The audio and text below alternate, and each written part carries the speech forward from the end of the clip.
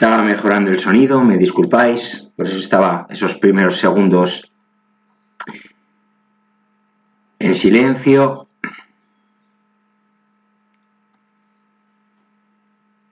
Bueno, vamos a dedicar este vídeo es la continuación habitual de la serie de psicometría.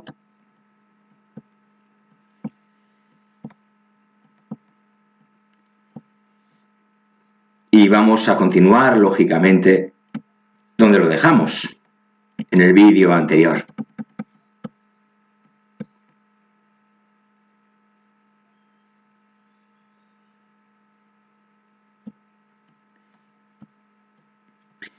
Hoy vamos a comenzar con las recomendaciones para los ítems de construcción. Lo último que vimos ayer fueron dentro de los ítems de selección, o de elección, perdón. Dentro de los ítems de elección, bueno, las recomendaciones para este tipo de ítems de elección. Eso fue lo último que vimos ayer. Y concretamente,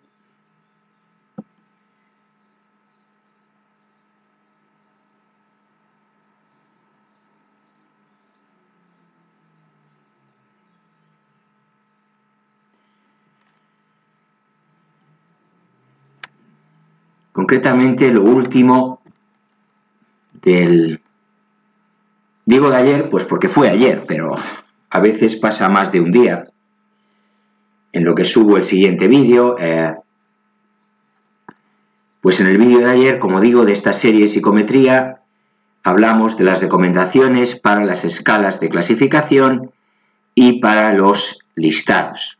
Los listados no revestían ningún problema, tan solo había que seguir las recomendaciones generales. En cuanto a las escalas de clasificación, recordamos evitar expresiones coloquiales en los enunciados, el incluir aproximadamente el mismo número de ítems formulados de manera positiva y negativa y asignar las etiquetas lingüísticas.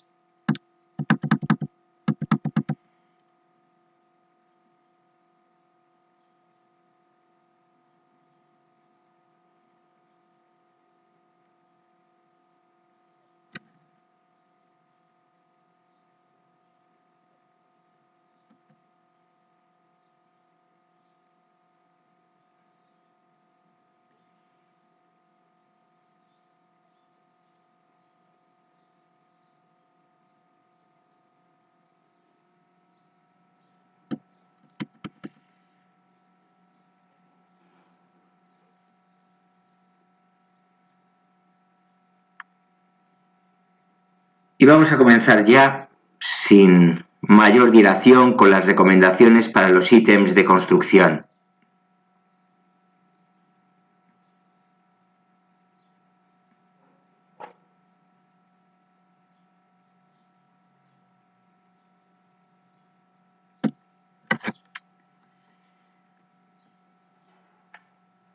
Si me permitís, voy a enfocar mejor la cámara. Así creo, bueno, paso la mano por delante, pero no os importa, estoy seguro.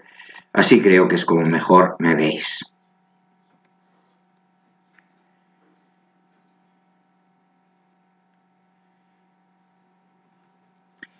Comencemos por los ítems de respuesta corta. En primer lugar, hay que asegurarse de que el enunciado del ítem puede ser contestado con una única frase o palabra y que hay una única respuesta correcta.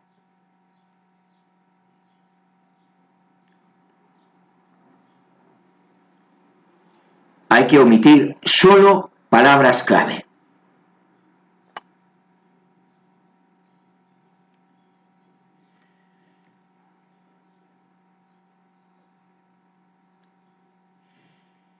En segundo lugar, los espacios en blanco para las respuestas han de ser de la misma longitud. La corrección se facilita si estos espacios se presentan en una columna a la derecha de los enunciados.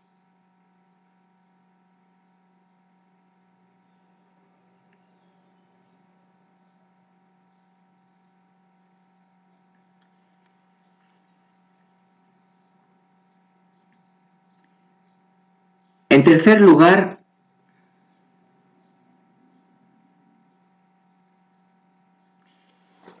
hay que evitar dar pistas o claves acerca de la respuesta correcta. Pongamos un ejemplo. Si la respuesta correcta lleva un artículo delante, en el enunciado deberá aparecer el, la, un, una, para evitar que los sujetos al responder tengan una pista acerca de la palabra que deben elegir.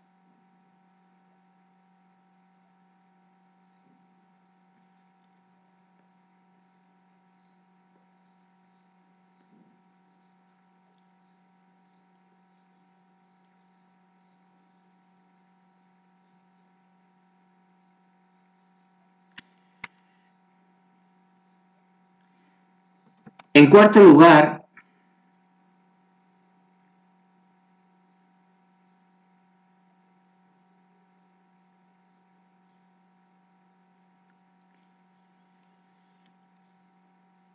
hay que indicar el grado de precisión exigido en la respuesta. Si, por ejemplo, la respuesta al ítem requiere hacer cálculos numéricos con decimales, es necesario expresar el número de decimales que se deben utilizar. Por último, en quinto lugar, hay que evitar determinantes específicos como todo o nada y ambiguos como frecuentemente o algunas veces.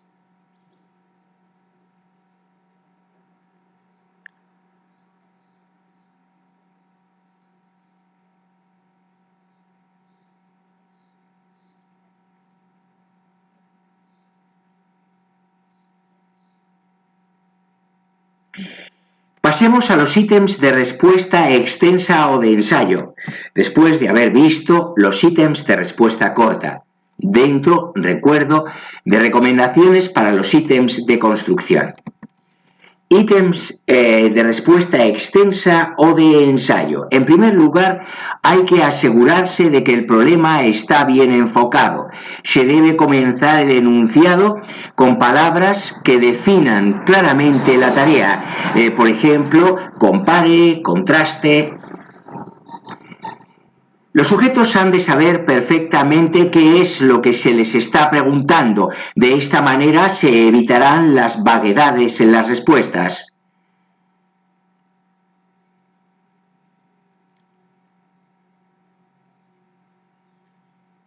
En los test de rendimiento y conocimientos, bajo la presión de una situación de examen, los estudiantes trabajan contrarreloj. Y si no tienen bien delimitado el tema sobre el que deben hablar, es posible que las respuestas sean vagas y pobres. Por otra parte, a medida que está menos estructurada la pregunta, es más difícil ser objetivo a la hora de corregirla, puesto que la variabilidad de las respuestas será mayor.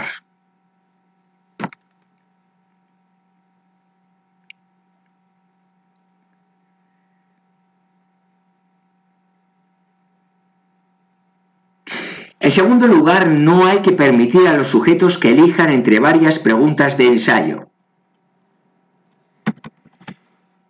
Preferiblemente, si se quiere comparar el rendimiento de los sujetos, es necesario hacerlo sobre una tarea común. Si cada sujeto ha tenido opción de elegir responder a ítems diferentes, la comparación no es posible o se dificultará.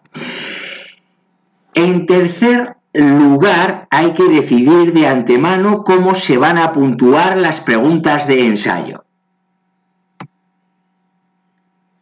Este es uno de los grandes problemas de este tipo de ítems, ya que es muy difícil conseguir objetividad a la hora de su corrección.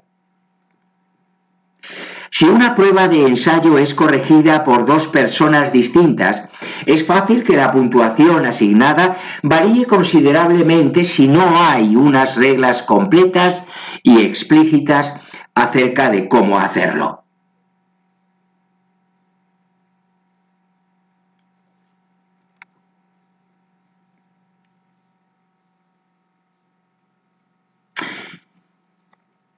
En cuarto lugar, hay que redactar las preguntas referidas a cuestiones controvertidas de manera que los sujetos que deben responder sean evaluados en relación a la evidencia que presentan, no a su posición personal respecto al tema.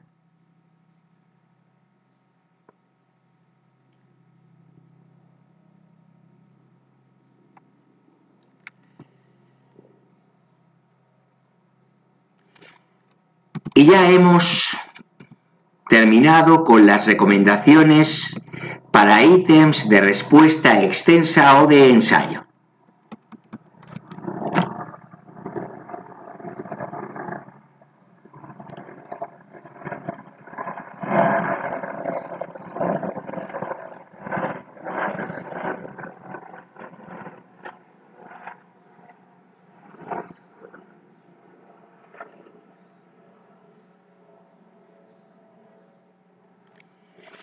Hablemos ahora de los sesgos de respuesta.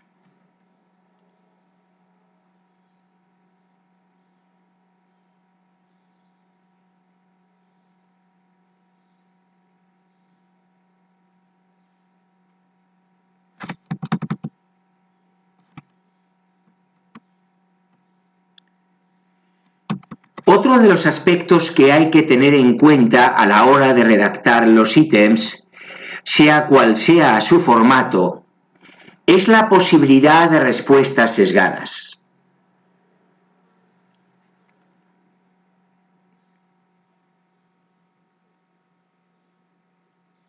Es cierto que este tipo de respuestas suelen aparecer en test construidos para la medida de aspectos orécticos y afectivos. Personalidad, intereses, actitudes, etc. Algunos de estos sesgos ya han sido puestos de manifiesto en vídeos anteriores, pero no está de más recordarlos.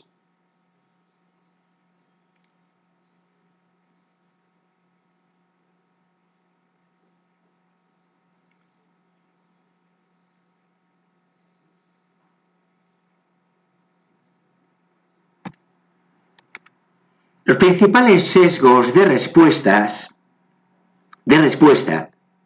que hay que tratar de evitar en lo posible son producidos por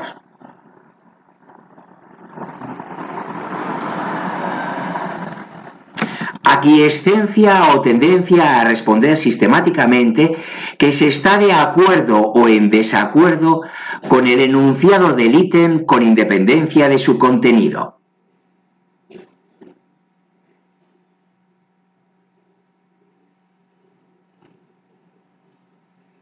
En segundo lugar, deseabilidad social o tendencia a responder al ítem de una manera socialmente aceptable y no en función de lo que uno sienta, opine o piense.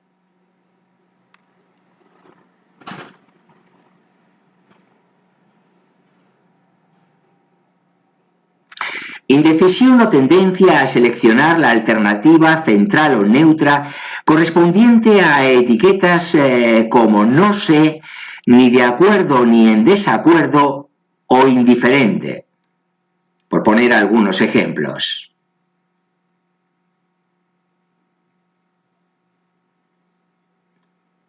Aunque a veces no es deseable, cuando se observa que la alternativa central puede provocar sesgos de respuesta, se puede eliminar.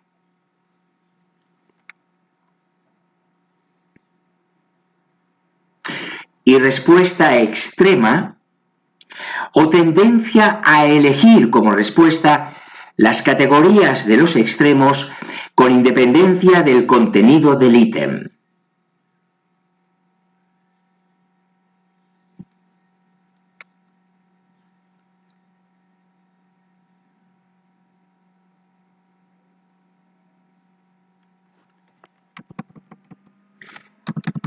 Por lo tanto, recapitulando, aquiescencia, deseabilidad social, indecisión y respuesta extrema. Hemos explicado cada uno o cada una de estas causas de los principales sesgos de respuesta.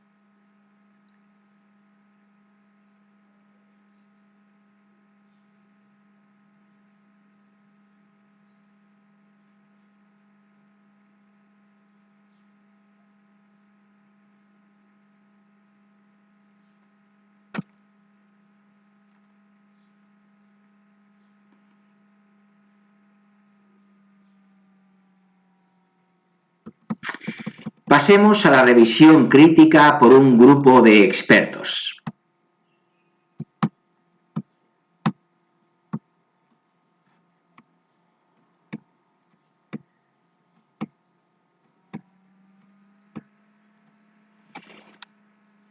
Una vez que se han redactado los ítems del test y antes de dar forma a la prueba piloto, es conveniente que esos ítems sean revisados por un grupo de personas que no hayan intervenido en su elaboración, con el fin de que puedan revisar no solo si se adaptan al contenido, sino también la claridad de la redacción, si se han cumplido las normas generales y específicas en función del tipo de formato, la corrección de la respuesta correcta en los ítems de elección múltiple, la calidad de los distractores elegidos, etc.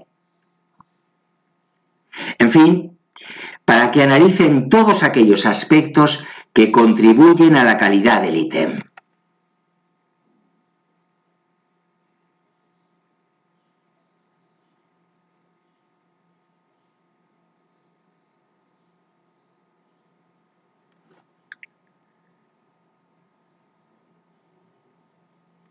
Cuando un profesor está implicado en una tarea docente, como puede ser escribir un libro de texto de su asignatura, necesita recibir información acerca de si lo que ha escrito puede ser comprendido por aquellos a los que va dirigido.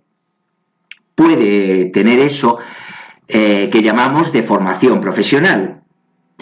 Y debido a su familiaridad con el tema, no ser consciente de que para los demás las cosas no están tan claras. Lo mismo ocurre cuando se quiere confeccionar un examen para evaluar los conocimientos de los alumnos o cuando se quiere construir otro tipo de pruebas. Pues bien, en todos los casos es conveniente que haya una revisión no solo en cuanto a los contenidos, sino también a su estilo de redacción, dificultad, entre otras cuestiones.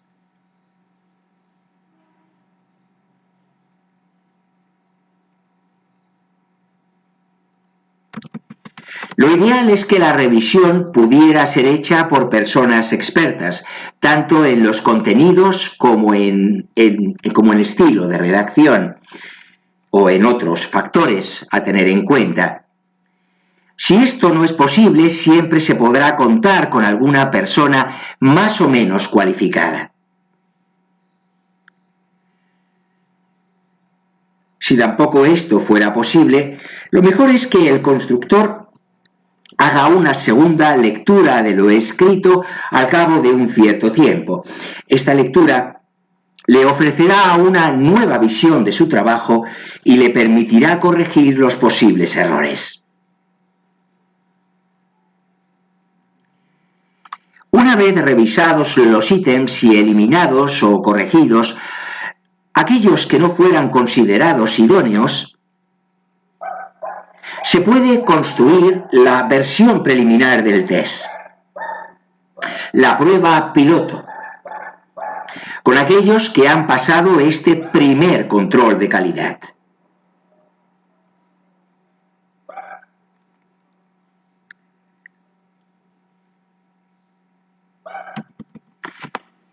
pasemos, pues, a abordar la confección de la prueba piloto, precisamente. Y es que hay algunos aspectos básicos a tener en cuenta para la confección de esta prueba que llamamos piloto. En primer lugar, las instrucciones de administración y, en segundo lugar, el formato de presentación y de registro de las respuestas. Comencemos por las instrucciones de administración.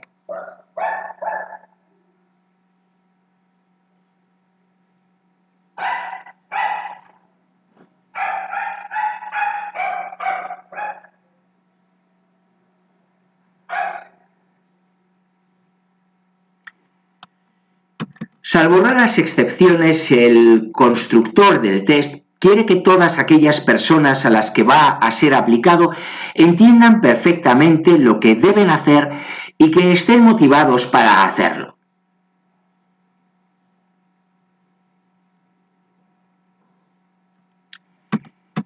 Por eso, a la hora de redactar las instrucciones para la cumplimentación del test, se deben tener en cuenta estos objetivos.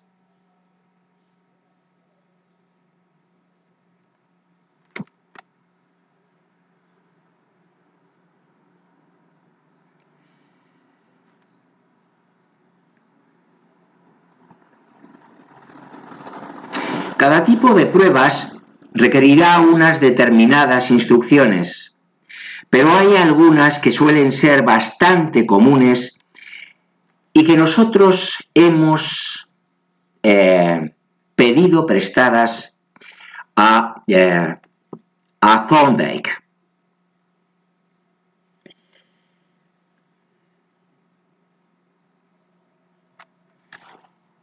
En primer lugar, y como norma general, a la hora de redactar las instrucciones se debe evitar utilizar lenguajes ampulosos y amenazantes.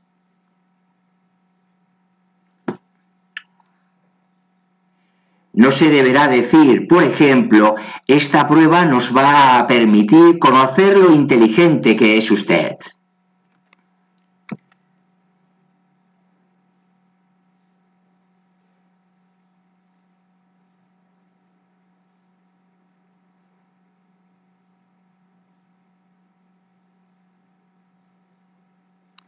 En segundo lugar, en los test de ejecución máxima, por ejemplo, en las pruebas de aptitudes, se debe explicitar que los ítems son de dificultad variable, que hay algunos que resultarán muy difíciles para todos los sujetos y que la prueba está pensada para que haya ejercicios que no puedan resolver.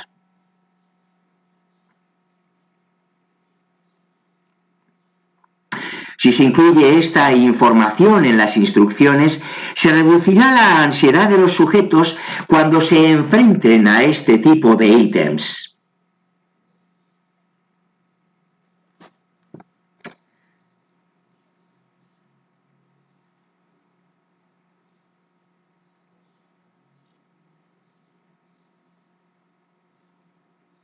En tercer lugar, en los test de velocidad, en los que el tiempo está limitado de manera que solo muy pocos lleguen a completar la prueba, se deberá explicitar también esto en las instrucciones. En cuarto lugar, las instrucciones deben proporcionar uno o más ítems como ejemplo para informar a los sujetos acerca de cómo deben resolver cada uno de ellos y la forma de elegir la solución correcta en caso de que la hubiera. A veces se incluyen también algunos ítems de práctica, sobre todo si se presume que la población a la que va dirigido el test no está familiarizada con este tipo de pruebas.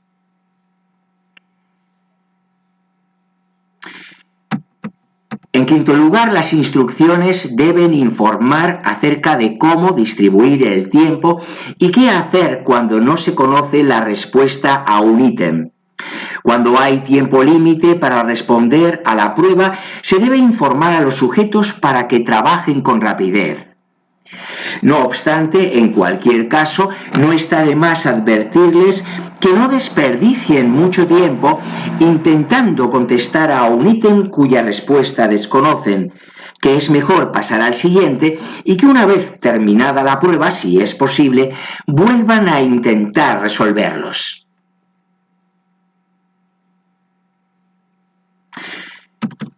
En sexto lugar, las instrucciones deben animar a los sujetos a responder a todas las preguntas y favorecer así su rendimiento, dado que la puntuación de los sujetos tiende a bajar considerablemente cuando se dejan muchas respuestas en blanco. En los ítems de elección múltiple se puede sugerir a los sujetos una doble estrategia. En primer lugar, se les puede decir que traten de encontrar la alternativa correcta y en caso de que no la puedan identificar, que traten de identificar una o más alternativas erróneas, eliminarlas y analizar las alternativas restantes, seleccionando una de ellas.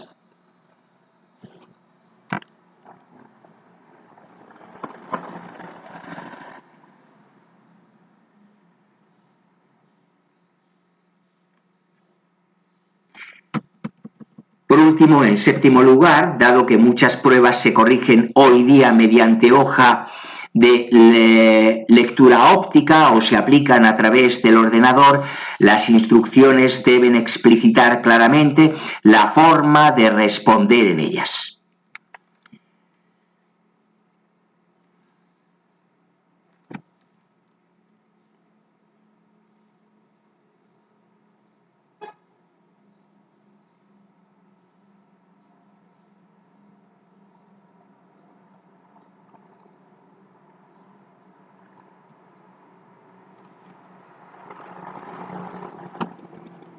Y pasamos ya, encarando el tramo final de esta grabación, a hablar del formato de presentación y de registro de las respuestas.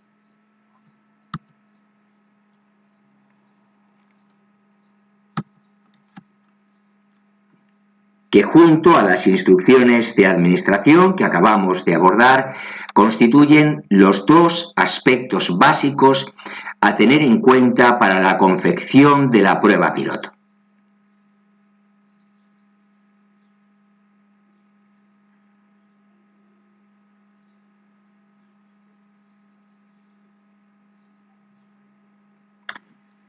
Bueno, pues vamos a ello.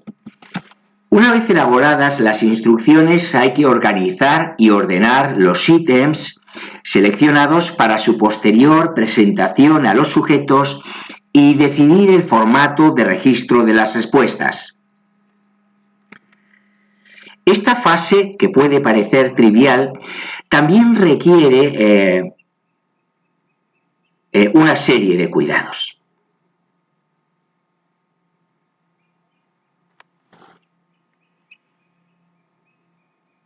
La forma de registrar las respuestas de los sujetos va a influir no solo en las instrucciones, como ya hemos apuntado, sino en el formato final del test.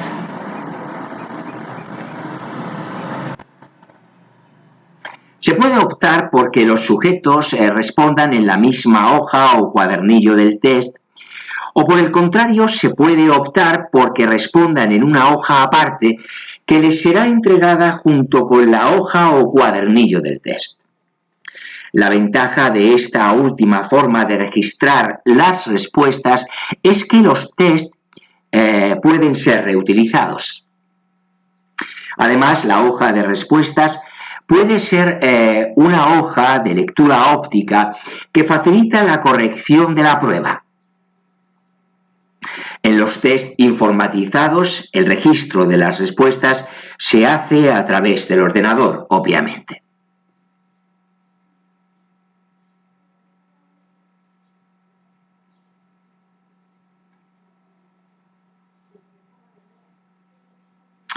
Si antes hemos dicho que las instrucciones deberían animar a los sujetos a responder a los ítems, la presentación de estos dentro de la prueba ha de tener el mismo objetivo.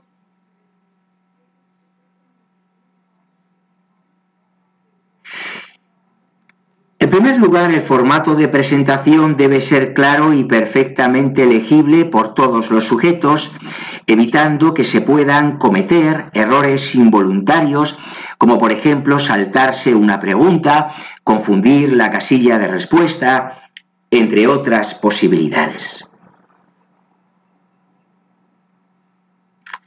En segundo lugar, se deben solicitar al comienzo de la prueba los datos de identificación de las personas, su nombre, apellidos, datos de contacto, etc., o en caso de aplicaciones en las que se requiere el anonimato de los que responden, una clave de identificación.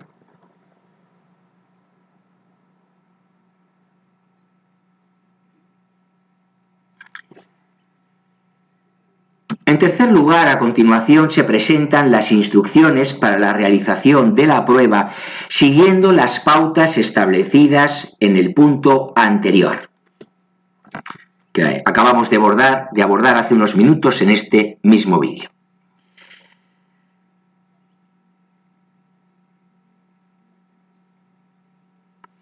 En cuarto lugar, después de las instrucciones se presentan los ítems.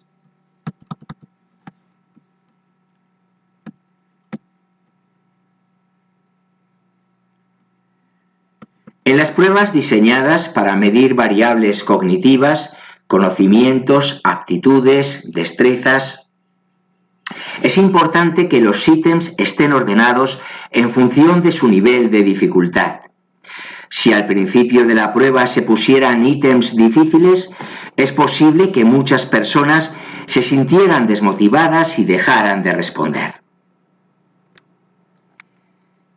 En las pruebas diseñadas para medir variables no cognitivas, en las que a veces se incluyen preguntas que pueden resultar embarazosas, es necesario cuidar que éstas no aparezcan al principio de la prueba, ya que los sujetos pueden darla por terminada nada más empezar al negarse a contestar.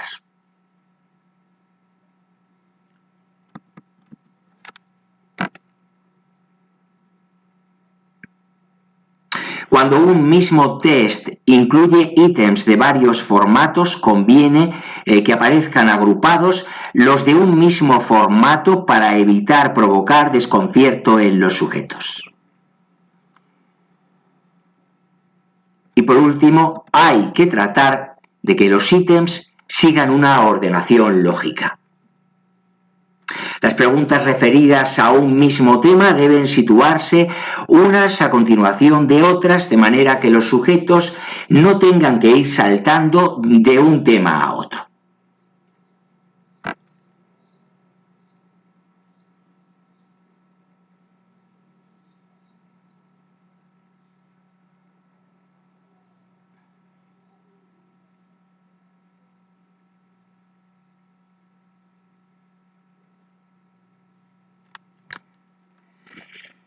Y lo vamos a dejar aquí, porque ahora tendríamos que empezar con la cuestión de la aplicación de la prueba piloto y bueno, preferimos hacerlo ya en el próximo vídeo.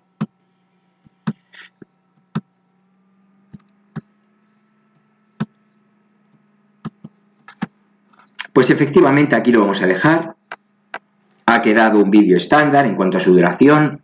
Espero que haya sido de vuestro agrado, que os haya resultado útil, interesante, valioso desde algún punto de vista. Si es así, por favor, le dais like, me gusta. Ya sabéis, os lo digo siempre, para que me sea posible bueno, pues contar con un feedback que guíe mi trabajo en el canal.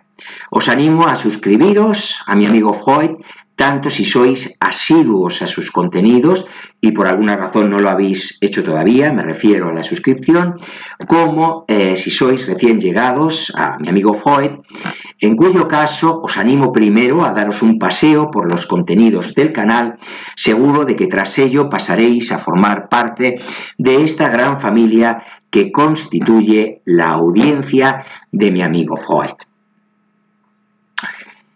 Os recuerdo que mi amigo Freud, también es el vuestro, así ha sido desde el comienzo de esta andadura, que ya pronto cumplirá 1 año, y os recuerdo igualmente que está siempre encantado de contar con vuestra atención, compañía, presencia, apoyo y compromiso para con este proyecto que lleva su nombre. Sin más, me despido afectuosamente de todos y todas, con mis mejores deseos y con la esperanza de poderos reencontrar a cada uno de vosotros, de vosotras, con ocasión del próximo vídeo que subiré muy pronto al canal. Esa es al menos mi intención y haré todo lo posible porque así suceda. Hasta muy pronto, entonces, amigos y amigas. Hasta el próximo vídeo, como os digo.